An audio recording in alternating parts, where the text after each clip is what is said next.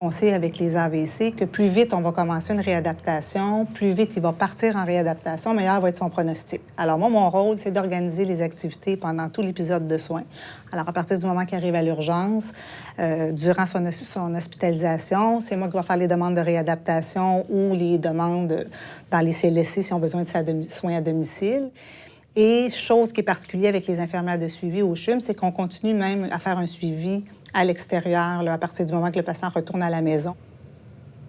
Quand on a un AVC, en fait, c'est un deuil. Hein? C'est un accident qui arrive subitement, puis les gens, bien, c'est comme ils nous disent souvent, bien, il y a 1 heure, il nous parlait, il était correct, puis là, c'est fini. Les premières questions qu'on va recevoir souvent, c'est est-ce qu'il va revenir comme il faut? La semaine prochaine, vas-tu pouvoir aller travailler? J'ai un mariage en fin de semaine, vas-tu pouvoir venir? Comme s'ils sont déconnectés de la réalité, puis avec raison, parce qu'ils ne savent pas c'est quoi, puis ils ne savent pas ce qui va se produire.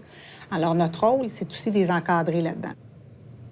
Moi, les patients, quand ils sont à l'urgence puis qu'ils sont avec leur famille ou qu'ils soient tout seuls, je vais leur expliquer le parcours qui va arriver. Alors là, présentement, vous êtes à l'urgence, on va monter à l'étage éventuellement, vous allez avoir de la physio qui va commencer même si vous êtes à l'urgence, puis un petit délai, la physiothérapie, l'ergothérapie, l'orthophonie, la nutritionniste, tout le monde va venir à l'urgence là, pour les évaluer.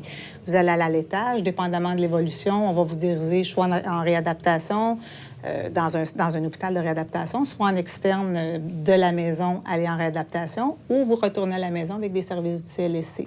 Alors, toutes les possibilités sont énoncées, donc ça sécurise le patient.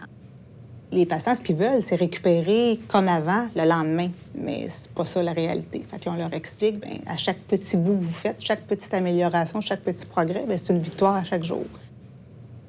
C'est important de donner à la Fondation du CHUM parce que c'est une organisation qui vise le bien-être des patients et qui a le patient au cœur de ses préoccupations. On offre des soins vraiment d'excellence. On a une expertise très importante au CHUM. Il y a de la recherche qui se fait toujours dans le but d'améliorer la qualité de vie du patient. Je pense que l'humanisation des soins au CHUM est là au quotidien. Elle est là dans toutes les petites interventions qu'on fait, chacun de nous.